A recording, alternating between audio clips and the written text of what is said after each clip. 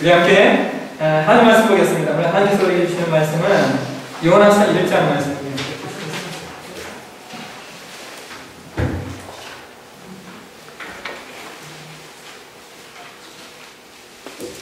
요나서, 구약성경 요나서 1장 말씀. 구약성경 1287페이지입니다. 구약성경 1287페이지 요나서 1장 1절에서 3절까지 말씀을 보시겠습니다. 같이 한번 읽겠습니다. 시작. 여호와의 말씀이 너희들에게 요나에게 임하니라. 일세 너는 일어나 저 큰 성읍 니느웨로 가서 그것을 향하여 외치라. 그가 거기에 앞에 상달되었습니다 하시니라. 그러나 너희가 여호와의 얼굴을 피하려거나 다시스로 떠나려고 하여 육과로 내려가니 마침 다시스로 가게 되었느니라. 여호와의 얼굴을 피하여 그들과 함께 다시스로 가고 뱃살을 쥐고 그에 올랐더라. 아멘. 중요한 위한 기도를 드리겠습니다. 하나님 오늘도 우리에게 말씀을 주시옵소서. 주의 말씀이 우리 가운데 증거되어질 때 우리가 주의 음성을 듣게 해주시고 오늘 주신 말씀을 통하여 우리의 삶과 우리의 신앙과 또 우리의 모든 그 삶의 영역 속에 하나님의 말씀으로 채워지는 귀한 은혜가 있도록 은혜를 베풀어 주시옵소서. 성령님의 가운데 좌정해 주셔서 내주하시고 또 조명하시는 성령의 역사로 말미암아 이 말씀 잘 깨닫게 하시고 또 깨달은 것만큼 살 수 있는 은혜 우리에게 더하여 주시옵소서. 감사합니다. 그러신 예수님의 이름으로 기도합니다. 아멘. 예, 지난 주간에 천주축제 선포식을 했고요. 천주축제가 진행되는 날까지 여기 요나서 말씀을 가지고 천주축제에 대한 말씀을 나누도록 하겠습니다. 오늘 본문의 말씀을 가지고 하나님의 때와 우리의 때라고 하는 제목으로 말씀을 나누겠습니다. 어떤 분이 미국 교포의 집에 놀러 가셨답니다. 놀러 갔는데 마침 그 교포의 아들이 여자친구를 데려왔는데 백인 여자친구를 데려온 겁니다. 어색하게 인사하고 아들과 그 여자친구가 2층에 올라갔는데 그 아버지가 이렇게 말합니다. 둘이 사귄 것은 괜찮지만 결혼은 안 된다고 말해줬습니다. 꼭 한국 여자랑 결혼하고요. 이렇게 얘기를 합니다. 이분이 물었습니다. 아니 요즘 세상에 서양 며느리가 어때서 그러냐고 이렇게 물으니까 그 아버지가 이렇게 대답을 합니다. 내 아들한테 그랬어요. 너 미국 여자랑 살면 늙어 죽을 때까지 아침마다 I love you 라고 말해줘야 된다. 안 그러면 이혼당한다. 젊을 때야 그럴 수 있다 치고 다 늙어서 그렇게 할 수 있겠냐? 피곤해서 안 된다. 한국 남자 절대로 그렇게 못한다. 그러니까 너는 꼭 한국 여자랑 결혼한다. 여러분 국제결혼을 반대하는 이유가 혈통의 순수성을 지키고 싶어서가 아니라 아침마다 일어나서 아내에게 사랑한다라고 말하는 것이 귀찮아서 하는 거예요. 여러분 한국 남자들 참 대단하지 않습니까? 근데 여러분 미국 사람들, 서양 사람들은 정말 이 I love you라고 하면 나는 당신을 너를 사랑합니다 라는 말을 아주 잘합니다. 근데 그들이 그렇게 이렇게 이런 말을 잘하는 이유가 그들의 성품이 원래 좋아서가 아니라 그들이 어렸을부터 그런 분위기와 환경에 익숙하기 때문이라는 거예요. 어렸을 때 부모가 그런 말들을 하는 것들을 쉽게 볼 수 있었고 자연스럽게 그것을 배우며 자랐다는 것입니다. 반면에 한국 사람들은 어려서 그런 것을 배울 기회가 별로 없었어요. 왜냐하면 아버지와 어머니가 그런 말을 한 것을 별로 본 적이 없기 때문입니다. 어떤 할아버지가 집안에서 전구가 나가서 이렇게 전구를 이렇게 갈고선 이렇게 의자에 내려오는데 그 모습을 보고 있던 할머니가 이렇게 말을 했대요. 서방 없이 어찌 사노? 여러분 이 말이 이해가 되십니까? 요즘 시대에 이런 말 하면 요즘 참 좋은 말이잖아요. 근데 이게 무슨 말이냐면 고맙다는 말이잖아요. 그 고맙다는 말을 여보 고마워요 라고 말 못하고 서방 없이 어찌 사노라고 표현하는 이 한국 사람들의 문화와 이 정서 우리가 한번 돌아봐야 될 내용이 아닌가 싶습니다. 한국 사람들의 특색 가운데 하나가 부부가 나이가 들어서 같이 며칠 긴 시간 동안 같이 여행을 하게 되어지면요 비행기 들어갈 때는 꼭 같이 들어가는데 나올 때 보면 따로 나온다는 거예요. 왜 그런 줄 아십니까? 여행 내내 싸웠다는 거예요. 왜 싸웠냐라고 물어보면 대부분의 분들이 이렇게 이야기한다는 거예요. 하루 이틀은 좋았는데 한 3일째 가니까 24시간을 같이 얼굴을 봐야 하니까 할 말이 없다는 거예요. 그래서 여행하다가 그냥 조그만 곳에서 이렇게 투정 부리고 하고 싸우고 나오는 경우가 다반사라는 거예요. 그 이유가 왜냐면 한국의 가정들이 너무나 바삐 살다 보니까 부부가 얼굴을 맞대고 24시간을 함께 있었던 적이 거의 없다는 거예요. 그러니까 그냥 그렇게 살아왔기 때문에 살다 보니까 어느 날 나이 들어서 좀 여유가 생겨서 긴 여행을 가니까 그 시간 24시간을 함께 붙어있는 것이 쉽지 않은 겁니다. 특별히 무슨 얘기를 하냐면요, 여러분 절대로 크루즈 여행은 가지 말랍니다. 일반 여행은 크루즈 여행 먼저 하시죠. 배 타고 가는 거. 일반 여행은 이게 돌아다니면서 볼 거라도 있는데 배 타고 가면 볼 것도 없어요. 24시간을 얼굴을 바라보고 있어. 크루즈 여행은 절대로 가지 말라는 거예요. 여러분, 사람이 사는 그 과정 속에서, 함께하고 사는 그 과정 속에서 배우고 쌓아가야 될 것들이 있는데, 그 시간 속에서 그것들을 쌓고 만들어가지 않으면 나중에 그 일을 하기가 어렵다는 거예요. 아주 단적인 예로, 예전에 이종영 목사님 저한테 그런 말씀을 하셨어요.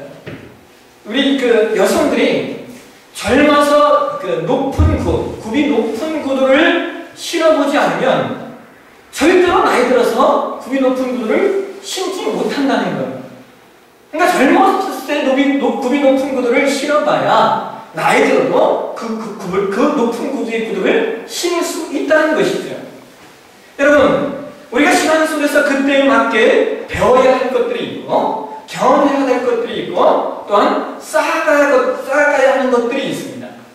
물론 시간이 지난 다음에 배우고 쌓지 못한다는 법은 없지만 그만큼 그 시간과 노력이 배로 요구되는 것입니다. 오늘 여러분과 제가 공독하는 말씀이 요나서의 말씀이에요. 이 찬양축제를 준비하는 동안 이 요나서 말씀을 가지고 5주 동안 말씀을 나누려고 합니다. 근데 여러분, 이 요나서 말씀이 참 재미있습니다. 요나서는 성경의 내용상을 보면 선지서에 들어갑니다. 여러분, 구약성경의 내용상의 분류에 대해서 여러분 아십니까? 구약성경에 총 39권인데 크게는 4가지로 분류합니다. 하나는 율법서, 하나는 역사서, 하나는 시가서, 하나는 선지서입니다. 39개를 다 외우려고 하면 어렵지만 크게 4가지로 분류된다 하면 쉬워지잖아요. 율법서는 5권이에요. 역사서는 12권이고요. 시가서는 5권, 선지서는 17권입니다.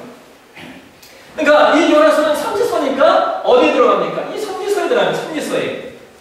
여러분, 성경에 선지자가 많이 나오잖아요. 여러분, 이 선지서가 17권인데 선지자가 많이 나오지 않습니까? 근데 이 선지자라는 단어가 무슨 의미냐면 원어의 나비, 노예, 호재라고 말하는데요. 이 말의 의미가 선포하는 자, 알리는 자, 다른 사람 대신 말하는 자, 이게 선지자입니다. 여러분, 선지자는 다른 사람 대신 말하는 사람인데 누구 대신 그러면 말하는 사람이에요? 이게 하나님 대신 말하는 사람입니다. 하나님이 그 선지자를 세우셔서 하나님의 말씀을 대신하도록 세운 사람이 선지자입니다. 그리고 또 그 연대기적으로 차순으로 보게 되면 이 요나서는요, 이스라엘 분열왕국 시대에 기록된 말씀입니다. 여러분, 이스라엘이 참 재밌습니다. 왜 재밌냐면 이스라엘의 역사를 보면 하나의 민족이었다가 그 하나의 민족이 둘로 나뉘어져서 결국은 망해요. 여러분, 우리나라도 한 민족이 지금 둘로 나눠져 있잖아요. 여러분, 그러나 우리는 이스라엘처럼 망하지 않았으면 좋겠습니다. 참 기도의 제목입니다. 근데 하여튼 이스라엘이 솔로몬의 아들 르호보암 시대 때 둘로 나눠지는데요. 하나는 남유다, 하나는 북이스라엘 이름으로 나눠집니다. 남유다는 유다 지파와 베냐민 지파가 형성한 나라가 되는 거고, 북이스라엘은 유다 지파와 베냐민 지파를 뺀 나머지 10개 지파가 형성한 나라가 북이스라엘입니다. 근데 여러분, 제가 공독한 이 요나서의 말씀은 이 남유다와 북이스라엘 중에 북이스라엘의 선지자로 하나님께서 세우신 사람입니다. 그러니까 요나는 북이스라엘에 대해서 예언했던 사람이고, 동시에 요나는 이 아수르라고 하는, 성경에서는 아수르라고 명시하는데 일반 학력으로는 아스리아입니다. 아스리아라고 하는 나라에 대해서 이렇게 예언했던 사람이 요나입니다. 요나서 1장 2절을 보시면 성경이 이렇게 말하고 있어요. 그러면 같이 한번 읽어보실까요? 너는 일어나 저 큰 성읍 니느웨에 가서 그것을 향하여 외치라. 그 악독이 내 앞에 상달이 되었습니다 하시니라.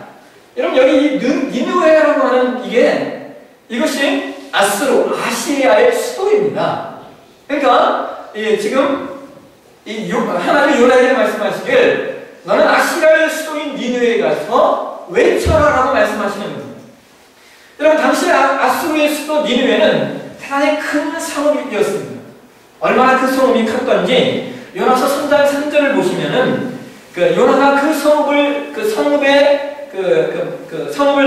둘레를 도는데 3일이 걸렸다고 이야기합니다. 3일. 그러니까 여러분, 사람이 보통 걸어서 하루 동안 걸을 수 있는 거리가 물론 사람마다 다르겠지만 한 32km 정도가 된대요. 그러니까 3일을 걸었다고 하니까 대략 니느웨의 성읍의 둘레가 96km, 거의 100km 가까이 되는 겁니다. 여러분, 한번 생각해 보십시오. 성읍의 둘레가 100km라고 하면 대단히 큰 성읍이죠. 근데 또 그 성읍에 얼마만큼의 인구가 있었냐? 우리가 이번 찬식제 주제인 요나서 4장 5타입니다. 11절인데 4장 11절에 보게 되어지면 성경이 이렇게 얘기하면 말하고 있어요. 하물며 이 큰 성읍 니느웨는 좌우를 분별하지 못하는 자가 12만 명이요 가축도 많이 있나니 내가 어찌 아끼지 아니하겠느냐 하십니다. 여러분, 여기 이 좌우를 분별하지 못하는 자, 이 사람들이 누구를 얘기할까요? 좌우를 분별하지 못하는 자. 그러니까 우리가 그 단어적으로 이렇게 듣기에는 하나님을 안 믿는 사람이니까 좌우를 분별하지 못하겠지라고 이렇게 느껴지시지만 여기서 말하는 이 좌우를 분별하지 못하는 자의 의미가 학자들은 이렇게 이야기합니다. 이게 어린 아이들이 지칭하는 거예요. 이 좌우를 분별하지 못하는 게 이게 어린 아이들을 지칭하는 거예요. 그러니까 니느웨 성에는 어린 아이들만 12만 명. 그러니까 작년 어른들 합치면 최소한 20만 명 이상이 있는 아주 큰 성읍이었다라고 하는 것이죠. 하나님께서 그러한 큰 성읍, 20만 명 이상이 모여있는 큰 성읍에게 요나를 보내서 그들에게 징계를 선포하라고 말씀하십니다. 근데 여러분 한번 생각해 보시면 참 이 말씀이 참 인간적으로 이해하기 어려운 말씀입니다. 왜냐면요, 당시 이 아스리아는 이스라엘의 철천지 원수입니다. 얼마나 이스라엘을 괴롭게 했던 민족인 줄 몰라요. 그리고 나중에 아까 얘기했던 북이스라엘이 바로 이 아시리아에게 정복이 됩니다. 망합니다. 여러분, 이해가 되십니까? 그렇게 이스라엘을 공격했던 나라, 그리고 나중에 시간이 지난 다음에는 그 나라가 북이스라엘을 멸망시켜버리는 그런 나라인데 왜 하나님은 하필 요나에게 너는 가서 니느웨에 가서 외쳐라라고 이야기를 하실까요? 여러분, 아까도 말씀드렸듯이 요나는 북이스라엘을 위하여 하나님이 세우신 사람이에요. 1절을 보시면 성경이 그렇게 말해요. 아미떼의 아들 요나라고 말합니다. 근데 우리가 열왕기하 14장 25절을 보시면 열왕기하 14장 25절을 보시면은 성경이 그렇게 말하고 있어요. 이스라엘 하나님 여호와께서 그의 종 가드헤벨 아미떼의 아들 선지자 요나를 통하여 하신 말씀과 같이 하고 기록하고 있습니다. 근데 여기 이 가드헤벨이라고 하는 지역이 북이스라엘에 속한 한 지역을 이야기합니다. 그러니까 요나는 북이스라엘에서 태어나서 북이스라엘을 위하여 뭐 하라고? 하나님의 말씀을 전하라고 부름받은 선지자라고 하는 것입니다. 그런 요나에게 하나님 말씀하시는 거예요. 야, 아수르에 가서 외쳐라. 이 명령을 받고 요나가 어떻게 반응합니까? 여러분, 오늘 분독한 요나서 1장 3절을 보시면 요나가 하나님의 얼굴을 피하여 다시스로 도망갔다라고 성경은 말하고 있습니다. 여러분, 이해가 안 되시잖아요. 왜 이스라엘의 원수로 나중에 북이스라엘을 망가뜨릴 그 나라에 가서 하나님이 외쳐라고 말합니다. 그리고 이건 결과적으로 보면 이 요나의 외침에 아수르 백성들이 회개하여 나옵니다. 여러분 이해가 안 되시잖아요. 근데 더 이해가 안 되는 건 이런 거예요. 뭐냐면 여러분 요나의 외침을 통하여 회개했던 아수르 백성이 후에 결국은 망합니다. 북이스라엘을 정복한 다음에 바벨론 제국에 의해서 아수르가 망해요.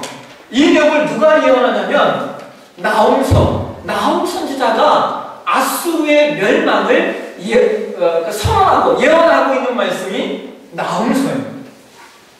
여러분 이해가 되십니까? 결국 후에 나홈의 예언대로 아시리아는 바벨론에 의하여 정복이 돼요. 여러분 이상하잖아요. 결국 망하게 될 아수르를 왜 하나님은 그렇게 가기 싫다는 요나를 보내서 하나님의 징계를 선포하게 하시고 그들이 회개하며 나아오도록 하셨던 것일까요?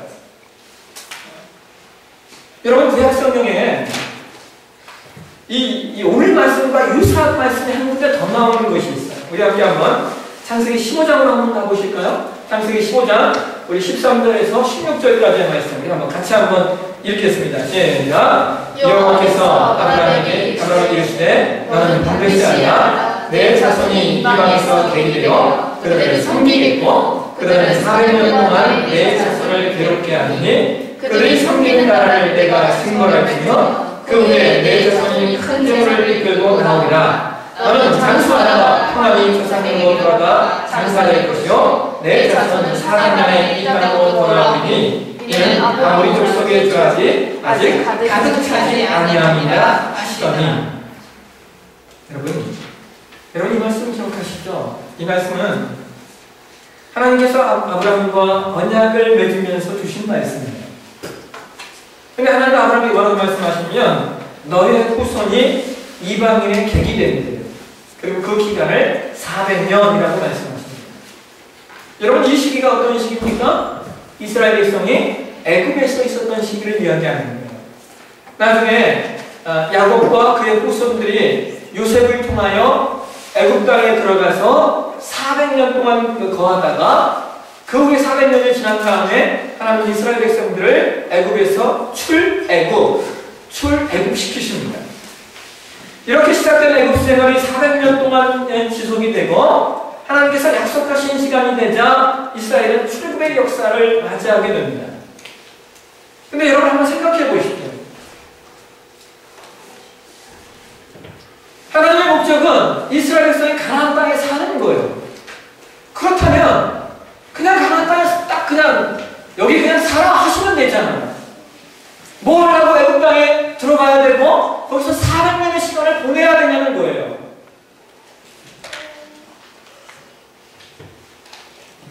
우리는 그 단서를 이스라엘이 400년 동안 애굽 땅에 들어가 있어야 될 그 단서를 지금 아까 보셨던 창세기 15장 16절에서 찾아볼 수 있습니다. 뭐라고 말하냐면 내 자손은 사흘 만에 이 땅으로 돌아오니 이는 아모리 족속의 죄악이 아직 가득 차지 아니함이로라. 여러분 왜 아브라함의 후손들이 400년 동안 애굽 땅에 있어야 했는지 그 놀라우신 하나님의 계획을 우리는 다 모릅니다. 그러나 적어도 우리는 창세기 15장에서 찾아볼 수 있는 그 이유가 뭐냐면 아직 아모리 족속의 죄악이 가득 차지 않았기 때문이다. 이 말은 아모리 족속의 죄악이 가득 차서 그들이 멸망하게 될 그때 그 시간이 남아 있다는 말씀입니다. 여러분 이해하시겠습니까? 여러분 이게 참 놀라운 이야기잖아요. 당시 가나안 땅에 하나님이 이스라엘 백성에게 주시기로 한 가나안 땅에 어떤 족속이 있었냐면 창세기 15장 18절에서 21절을 보게 되어지면 게르 족속, 그니스 족속, 감몬 족속, 헷 족속, 브리스 족속, 르마 족속, 그리고 아모리 족속, 가나안 족속, 기르가스, 여부소 아주 여러 족속들이 있었습니다. 근데 여러분 기억하세요? 하나님의 이스라엘 백성에게 가나안 땅에 출애굽해서 입성할 때 뭐라고 말씀하시냐면 그 땅에 있는 모든 족속을 다 죽여라 하고 말씀하십니다. 여러분 이해가 되십니까? 왜 이스라엘 백성이 애굽 땅에 들어가 400년 동안 있어야 되냐면 하나님이 그 가나안 땅에 있는 족속을 그냥 죽이신 게 아니라는 거예요. 왜? 그들은 죄악으로 말미암아 그들이 죽을 때가 되어서 죽게 되었다라고 하는 겁니다. 그래서 그렇게 죽게 된 사람들이 이 뭐예요? 가나안 땅에 있는 사람들인 거예요. 사랑하시는 여러분, 오늘 본문에 왜 결국에 멸망당할 아시리아를 요나를 통하여 하나님의 징계를 선포하느냐? 온 우주 만물의 때를 주관하시는 하나님의 시간에 의거하면 아시리아가 멸망할 때가 아직 안 된 것이고, 동시에 인간적인 측면에서 보면 하나님은 니느웨에게 기회를 주시는 겁니다. 여러분, 사람이 죽게 되어지는 이유가 두 가지가 있어요. 하나는 죄 때문에 죽을 수가 있어요. 또 하나는 하나님이 그 사람을 통하여 계획하신 때가 이루어졌기 때문에 죽게 되어져요. 어떤 사람은 죄 때문에 죽게 되어지고, 어떤 사람은 하나님께서 귀히 여기셔서 오히려 더 하나님이 빨리 함께 있게 하시려고 하나님이 정하실 때 빨리 데려가시는 사람들이 있습니다. 자, 하나님께서 이스라엘 백성들이 하나님을 떠나 타락했을 때 그들에게 선사를 보내셔서 하나님의 징계를 선언하시는 이유가 뭔지 아십니까? 여러분, 그들을 죽이시기 위함이 아니잖아요. 뭡니까? 그들이 회개하고 회복되기 원하시기 때문에 선지자를 보내신 거예요. 그들을 회복시키시고 그들이 회개하기를 원하시지 않으셨다면 선지자를 보내야 될 이유가 없는 겁니다. 그러니까 하나님의 목적은 징계가 아니라 회개를 통한 회복인 거예요. 여러분, 그래서 하나님은요, 기다리시는 분이에요. 한 족속이 결국에 멸망당할 그 시기를 위하여 하나님은 400년을 기다리시는 분이에요. 하나님은 참으시고 또 참으셔요. 하나님의 시간 개념은 그렇습니다.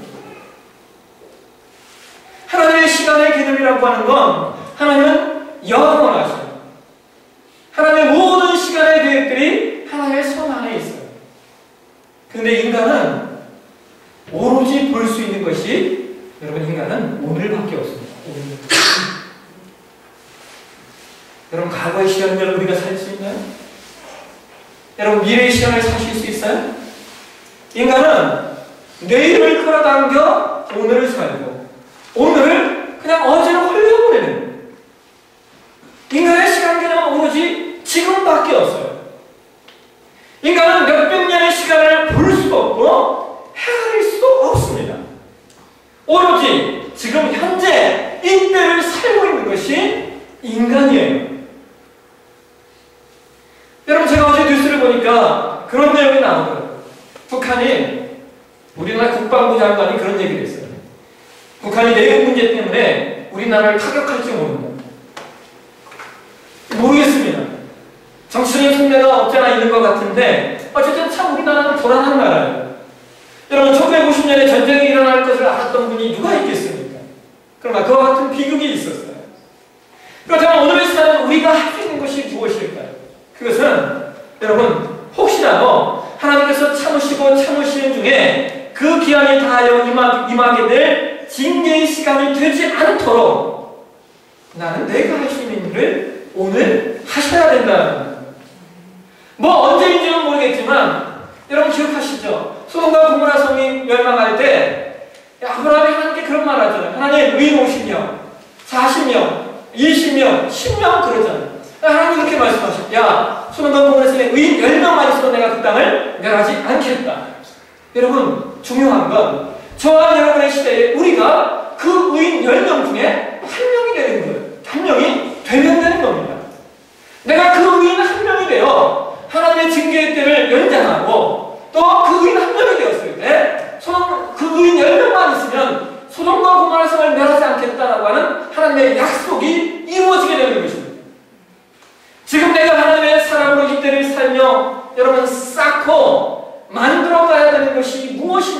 것들을 신자들은 생각해 보셔야 됩니다.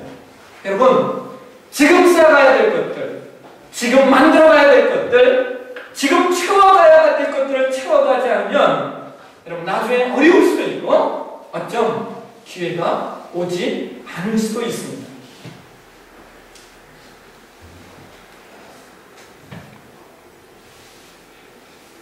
우리 교회가 주일 오후 예배를 드리지 않잖아요? 제가 그래서 지난번 노예에 가서 우리 동기들에게 우리 오후 예배 드리지 않아 그랬더니 우리 동기들이 이단인데 왜 오후 예배 저녁 예배를 안 드리냐고. 네?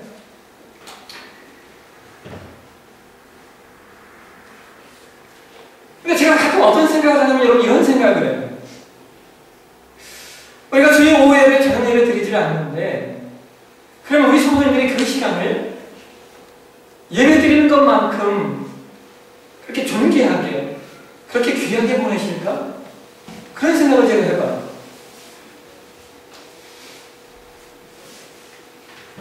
우리가 그 시간을 어떻게 보내고 있는가? 저는 여러분이 그 시간을 예배 드리는 것만큼 더 존귀한 시간으로 보내셨으면 좋겠어요. 그것이 가족과의 모임이든 아니면 여러분의 일이든 아니면 쉬시는 일이든 예배하는 것만큼의 존귀하게 그 시간을 아름답고 효과적으로 귀하게 사용하셨으면 좋겠다라고 하는 거예요.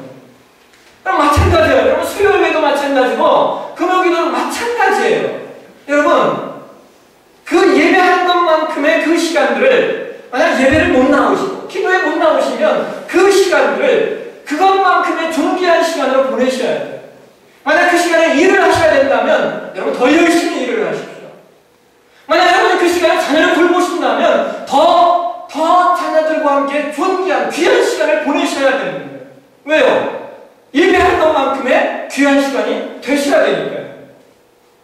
그냥 집에서 누워서 TV나 보거나 혹은 엄한 짓 한다면 여러분 그 시간이 얼마나 아깝습니까? 그 시간을 하나님 앞에 세워질 것처럼 존귀하게 귀하게 보내실 필요가 있다는 거예요. 여러분 제가 예배 나오라고 이야기하는 게 아니에요. 안 나오셔도 상관없어요. 여러분 그렇잖아요? 예배라고 하는 것이 세상에 아마 한국교회에 예배 안 나오셔도 좋다고 말하는 목사는 아마 저밖에 없을 겁니다. 제가 말씀드리는 그 시간을 예배의 가치만큼 소중히 보내시라는 거예요. 네. 안 나오시겠다는 얘기죠?